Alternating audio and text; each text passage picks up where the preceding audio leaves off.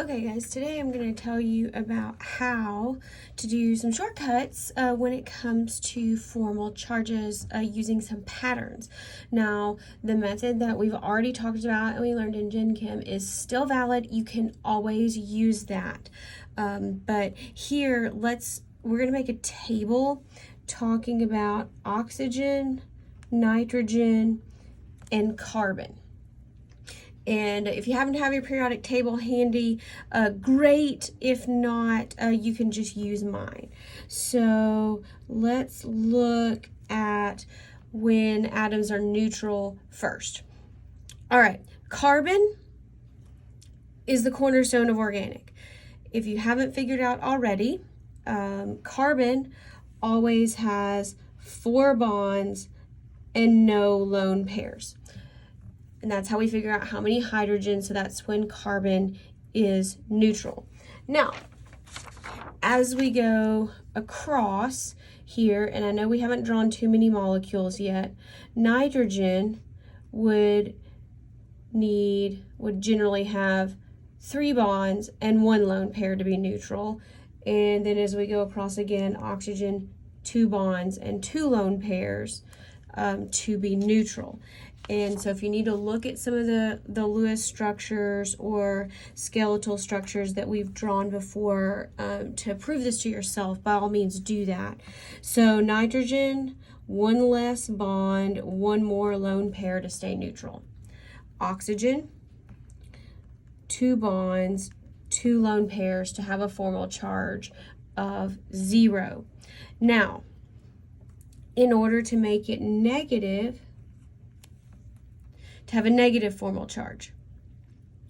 That means, so to be negative means you have more electrons. So having more electrons means less bonds, more lone pairs. So let's do this by 1. If oxygen only has 1 bond and 3 lone pairs, it's going to have a formal charge of -1. Nitrogen, let's decrease the bonds by 1 and increase the lone pairs by 1. And carbon, 3 bonds, 1 lone pair. Again, look through some of those or rewatch the videos of the formal charges and you can prove that to yourself. Now, when we get on the positive side, this means we have less electrons. So that means we're going to have more bonds and less or fewer lone pairs. So let's go the other direction. Oxygen is going to have a positive formal charge when it has 3 bonds and only 1 lone pair.